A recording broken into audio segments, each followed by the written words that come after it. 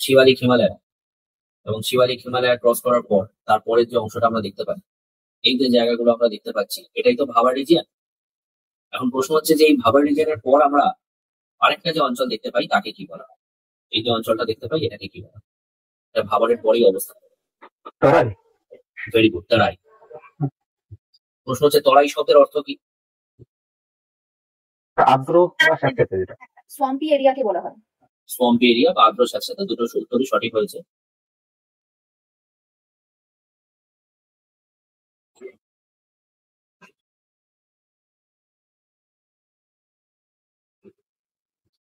আর এই যে অঞ্চলটা আমরা দেখতে পাচ্ছি এটা হচ্ছে তরাই রিজিয়ন।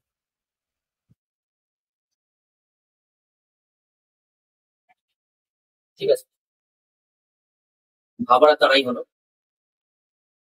তারপরে যে অঞ্চলটা আছে তরাই হয়ে যাওয়ার পর, তরাইয়ের পরে যে অংশটা, সেটাকে আমরা বলি ইয়াংগেস্ট অ্যালুভিয়াল সয়েল। এখান থেকে আমার কিছু প্রশ্ন আছে।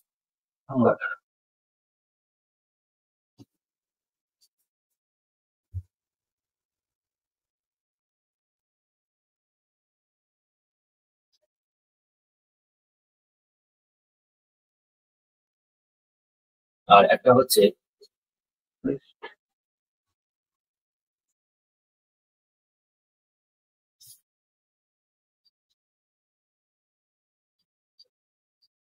Oldest alluvial soil.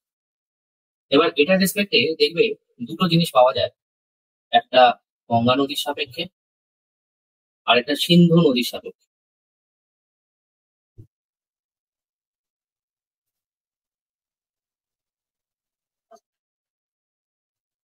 এবার এই গঙ্গা নদীর সাপেক্ষে যেটা আমরা ইয়াংগেস্ট অ্যালুভিয়াল সয়েল বলছি তাকে কি বলা হয়? খাদা। খাদা। আর ইন্দাসের ক্ষেত্রে বেড। বেড। আর ওল্ডেস্ট এর রেসপেক্টে যদি আমরা দেখি, ওল্ডেস্ট অ্যালুভিয়াল সয়েল ভাঙ্গার। ভাঙ্গা। আর এদিকে হচ্ছে ইন্দাসের রেসপেক্টে সেটা ধায়া। হায়। এবার প্রশ্ন হচ্ছে যে এই খাদার আর ভাঙ্গার এই নামকরণটা কোন রাজ্য থেকে দেওয়া হয়েছে, মানে কোন রাজ্য থেকে এর নামের উৎপত্তি হয়েছে? Sir UP. একদম তাই, এটাও তাই। আর বেড আর ধারার ক্ষেত্রে হচ্ছে পাঞ্জাব। পাঞ্জাব।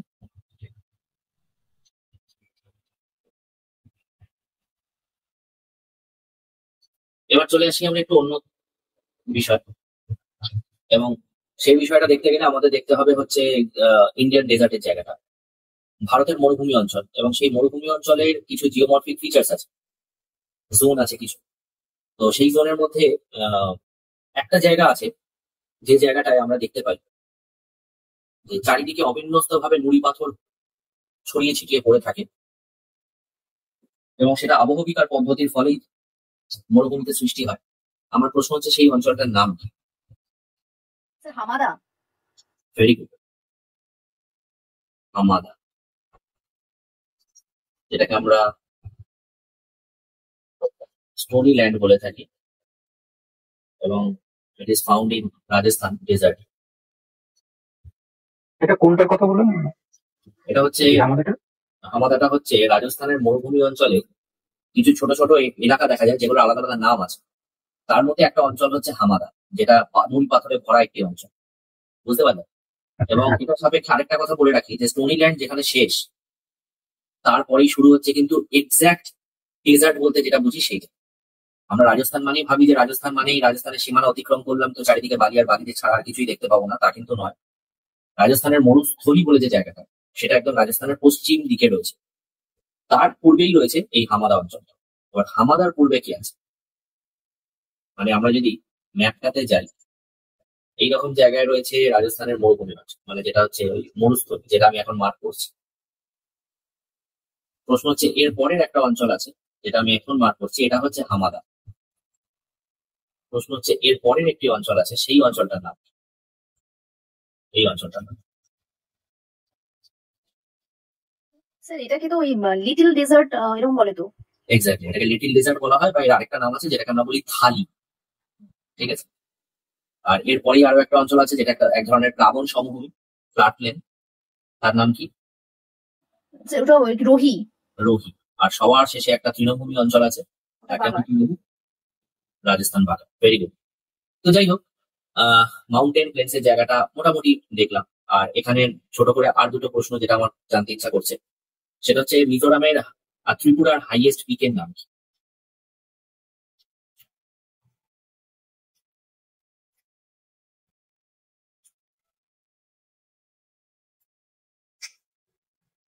মনে করছে? ত্রিপুরার ক্ষেত্রে তো ওই বেটিং শিপ। ত্রিপুরার ক্ষেত্রে হচ্ছে বেতলিনশি। ঠিক। মিজোরামের ক্ষেত্রে স্যার ওই মিজো হিল কি? না, মিজো হিল তো পাহাড়, তার মানে ওখানে পিকের নাম জানতে চাইছে। যেমন এখানে মাউন্টেন, এটা কি হবে? ওই ব্লু ব্লু মাউন্টেন যেটা। ব্লু মাউন্টেন, তার একটা নাম আছে স্থানীয় ভাষায়। ওটা ওই ফাইন পুই এরকম কিছু একটা বলে। হাইয়েস্ট পিক অফ ত্রিপুরা, সেটা হচ্ছে বেতলিনশি।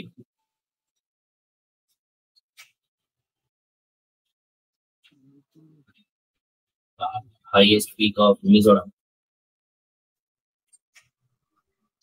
সেটা হচ্ছে ফাউংপুই।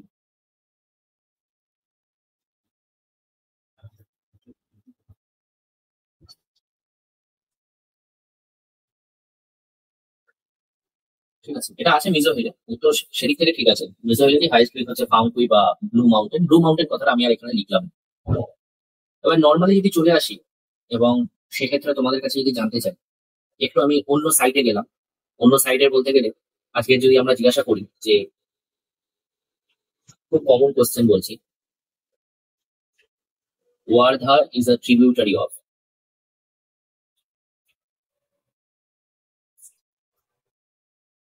কোন রিভার হবে? গোদাবরী, কৃষ্ণা, কাবেরী, নর্মদা? গোদাবরী। গোদাবরী। এবার গোদাবরীর রেসপেক্টে প্রশ্ন, যদি আমরা জানতে চাই গোদাবরীকে আমরা কি কি নামে জানি, গোদাবরীকে কি ছদ্ম নামে ডাকা হয়, তার উত্তর কি হবে? The oldest Ganga. Oldest Ganga, তার মানে আমরা তাকে বৃদ্ধ গঙ্গা বলতে পারি, তাই তো? The Ganga of South India. South Ganga. এটাকে বৃদ্ধ গঙ্গা বলা হয়, এটা একদম সঠিক উত্তর হয়েছে। আর এটার আরেকটা নাম আছে, সেটা হচ্ছে Ganga of South India. Even এটাকে সাউথ গঙ্গেও বলা হয়। এবার এই বিষয়টা নিয়েও একটা কনফিউশন আছে। কনফিউশনটা কিরকম? সাউথ গঙ্গে কিছু বইয়ে গোদাবরী লেখা, কিছু বইয়ে কাবেরী লেখা। গঙ্গা অফ সাউথ ইন্ডিয়া কিছু বইয়ে গোদাবরী লেখা, কিছু বইয়ে কাবেরী লেখা। এইগুলো নিয়ে একটু অল্প বিস্তর সমস্যা হয়। তবে রিসেন্টলি দুটোর মানে আলাদা, দুটো ভিন্ন ভিন্ন উদ্দেশ্যে বলা হয়। তবে রিসেন্টলি দেখছি সাউথ গঙ্গা বা দক্ষিণা গঙ্গে বলে যে প্রশ্নগুলো আসছে বিভিন্ন পরীক্ষায়, সেন্টারেরও কিছু পরীক্ষায় দেখলাম, সেখানে দেখছি অ্যান্সার হিসেবে অফিসিয়ালি ওরা গোদাবরীটাকেই নিচ্ছে। যদিও বা কাবেরীকেও বলা হয়, তারও কারণ আছে, পবিত্রতার জন্য বলা হয়, কিন্তু গোদাবরীটাকে ওরা অ্যান্সার হিসেবে নিচ্ছে। ফলে যদি দেখো যে এরকম প্রশ্ন এসেছে গঙ্গা অফ সাউথ ইন্ডিয়া বা সাউথ গঙ্গা, এবং দুটো অপশনই দেওয়া আছে গোদাবরী না কাবেরী, তো সেক্ষেত্রে গোদাবরী করাটাই শ্রেয়। এবার যেই পরীক্ষা নিন না কেন, তারা কোনটাকে অ্যান্সার কি হিসেবে দিয়ে রেখেছে এটা একটু ধরাটা মুশকিল। যাই হোক, পরের প্রশ্নে আসি। এবং সেক্ষেত্রে তোমাদের কাছে আমার প্রশ্ন হচ্ছে, যদি আমরা, আচ্ছা তার আগে একটা কথা বলি, যেটা না জিজ্ঞাসা করলে হবে না, সেটা হচ্ছে লেক্স ওরিয়েন্টেড কিছু আলোচনা কি আমি আগে কোনো ক্লাসে করেছিলাম, মানে আগের একটা দুটো ক্লাস আগে হ্যাঁ স্যার। করা হয়ে গেছিল? হ্যাঁ, আমার মনে হচ্ছিল করা হয়েছিল, এই জন্য জিজ্ঞাসা করে, কারণ ওটা বেকার বেকার করে লাভ নেই। আচ্ছা, এবার যদি আমরা একটু পরের পয়েন্টে চলে যাই, এখানে তো এগুলো হয়ে গেল বৃদ্ধ Ganga, Ganga of South India, এগুলো হলো। এবার নর্মালি যে আরো একটা কোশ্চেন আছে, সেটা হচ্ছে যদি আমরা রিভারের রেসপেক্টে বলি যে আমাদের দক্ষিণ ভারতে নিত্যবহ নদী কোনটি? এবার দক্ষিণ ভারতের তো নিত্যবহ নদী নেই, তার সাথে একটি মাত্র এক্সেপশনাল রিভার আছে, যেটা perennial river of South India বলা হয়। তাহলে তার নামটা কি পারা যাবে? Perennial river of South India.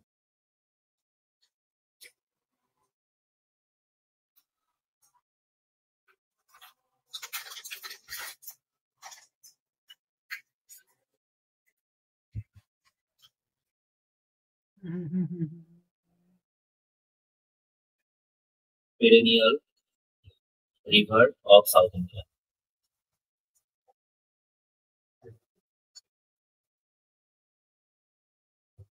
তাহলে তার অ্যান্সার কি হবে? হবে বলে দিন। থামিরা বারানি। থামিরা বারানি। থামিরা বারানি রিভার কোথায় আছে? সব বলে দিচ্ছি। থামিরা বারানি রিভার এটা অরিজিনেট হয়েছে পথিগাই হিলস, যেটা পশ্চিম ঘাট পর্বতমালাতে রয়েছে, এবং এই থামিরা বারানি এই রিভারটা এটা রয়েছে তামিলনাড়ু, ঠিক আছে। বেসিক্যালি এটা রয়েছে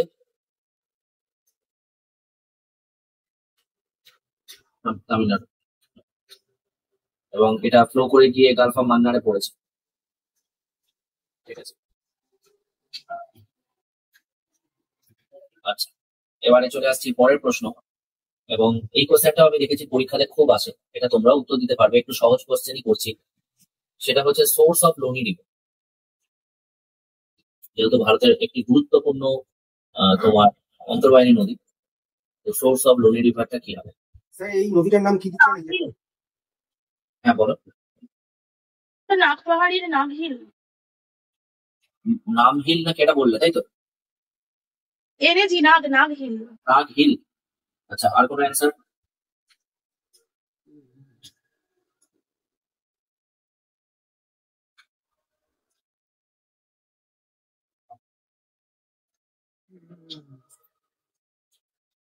আর কোনো অ্যান্সার কেউ বলবে? বলি, উত্তরটা এক প্রকার ঠিক, তবে নাগ নয়, ওটাকে নাগা হিলস বলা হয়, যেটা আজমের জেলাতে রয়েছে। এবার মনে হতে পারে যে স্যার এই যে নাগা হিলস, তো নাগাল্যান্ডও ভুল করতে পারি, আছে দুদিকে দুরকম একই নামের দ্বীপ।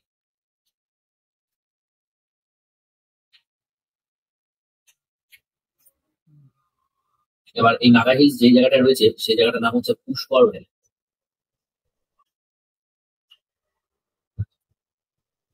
ঠিক আছে। এটা হচ্ছে আজমের ডিস্ট্রিক্ট অফ রাজস্থান। বলছি এটা আরাবল্লীর পাদদেশে নাকি?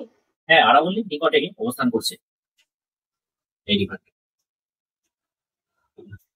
আচ্ছা, এবারে চলে আসছি আমরা পরের ইনফরমেশনে, পরের পয়েন্টে, পরের ইনফরমেশন নয়, পরের কোশ্চেনে। এবং সেখান থেকে যদি আমরা দেখি, স্যার এই নাগা হিলসটা এটা কি পুষ্কর ভ্যালি অবস্থিত? হ্যাঁ, নাগা হিলসটা যেখানে রয়েছে তার সংলগ্ন অঞ্চলটার নাম হচ্ছে পুষ্কর ভ্যালি। পুষ্কর ভ্যালি নামটা খুব পপুলার নাম, সেখানেই নাগা পাহাড়টা রয়েছে, যেটা রয়েছে এক্স্যাক্টলি আজমের জেলা, বুঝতে পারলে? আর স্যার এই যে নদীটা, এই যে এর আগেরটা নদীর আগে যেটা, এটা কি পেরিনিয়াল রিভার? একদম, মানে স্যার এটাই দক্ষিণ ভারতের একমাত্র নিত্যবহ নদী। মুক্তবহ? হ্যাঁ, এবার জিজ্ঞেস করবে স্যার এটা সোর্স অফ ওয়াটার কি, তাই তো?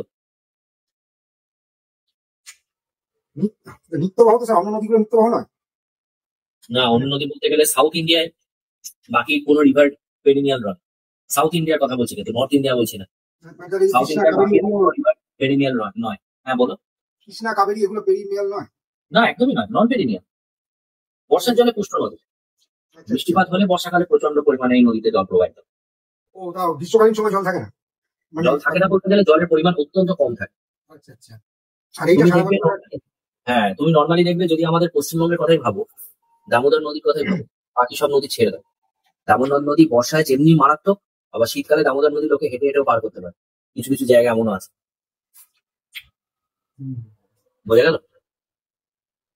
আর এই নদীটা কি মানে সারা বছরই জল বাহিত হচ্ছে, তাই তো?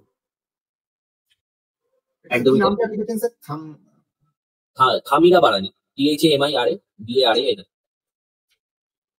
থামিরা বারানি? হ্যাঁ। ওটা এম এর পরে আই আছে? হ্যাঁ, MIRA BARA। তামিলনাড়ুতে, তাই তো? হ্যাঁ। থামিরা বারানি। আচ্ছা আচ্ছা। আচ্ছা, এর কি স্যার সোর্স, উৎস কোথায় কিছু বলবেন নাকি এটা দরকার? সোর্সের ক্ষেত্রে এটা ওই তামিলনাড়ুরই একটা পাহাড়, যেখান থেকে এটা অরিজিনেট হয়েছে। বেসিক্যালি ওখানে একটা স্প্রিং আছে আর কি, বুঝতে পারলে তো? তো সেখান থেকে অরিজিনেটটা হয়েছে। ওই স্প্রিং এর জন্যই, মানে স্প্রিং মানে প্রশ্রবণ, তার জন্যই এই নদীতে সারা বছর জলটা পাওয়া যাচ্ছে। এবার স্প্রিং কোথা থেকে এসছে, তার ওয়াটারটা কালেকশন কোথা থেকে হচ্ছে, এগুলো তো সাধারণত পাওয়া যায় না, কারণ আন্ডারগ্রাউন্ডে কোন কোন জায়গা থেকে কানেকশন হয়ে জলটা আসছে সেটা পাওয়াটা খুব ডিফিকাল্ট। নর্মালি ভাবো আমাদের সরস্বতী নদী, যেটা পুরাণ কাহিনী অনুযায়ী একটা সময় ভারতের গুরুত্বপূর্ণ নদী ছিল। সেই নদীর প্রবাহ যে নিশ্চিহ্ন হয়ে গেছে, হ্যাঁ, সেই নদীর প্রবাহ যে গতিপথ কোথা থেকে কিভাবে গেছে সেটাকে আবিষ্কার করা এখনো পর্যন্ত যায়। ঠিক আছে, তা নিয়ে ইনভেস্টিগেশনও হচ্ছে, কিন্তু ক্লিয়ারলি কোনো ইনফরমেশন পাওয়া যায় না। যাই হোক। নিশ্চিন্ন। হ্যাঁ, নিশ্চিহ্ন মানে কি, ওই উত্তরাখণ্ডের জায়গাটার নামটা আমি ভুলে যাচ্ছি, সেখানে নদীটা হঠাৎ করে একটি গহ্বরের মধ্যে ঢুকে যাচ্ছে, এবং তারপর নদীটা কোথায় যাচ্ছে, নদীর জল কোথা থেকে বেরোচ্ছে, সেগুলো আইডেন্টিফাই করা সম্ভব না। সরস্বতী নদী কোথায়? উত্তরাখণ্ডে নাকি? হ্যাঁ। উত্তরাখণ্ডে কোনটা কোনটা কোনটা সরস্বতী নদী? সরস্বতী নদী, হ্যাঁ, উত্তরাখণ্ডেই তো মনে হয়।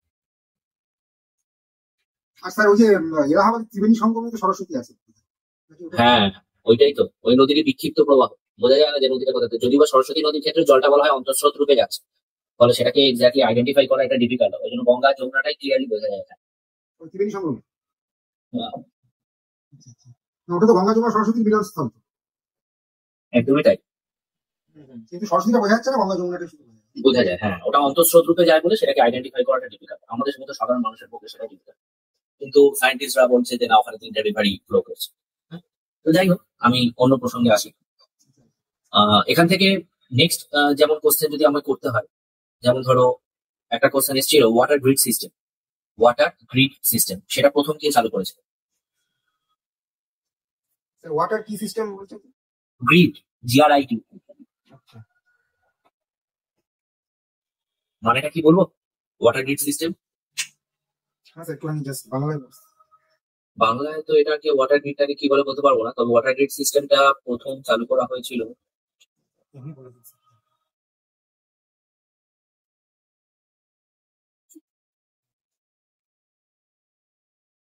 ওয়াটার গ্রিড সিস্টেম প্রথম যিনি চালু করেছিলেন সেই ব্যক্তির নাম হচ্ছে ডক্টর KL রাও।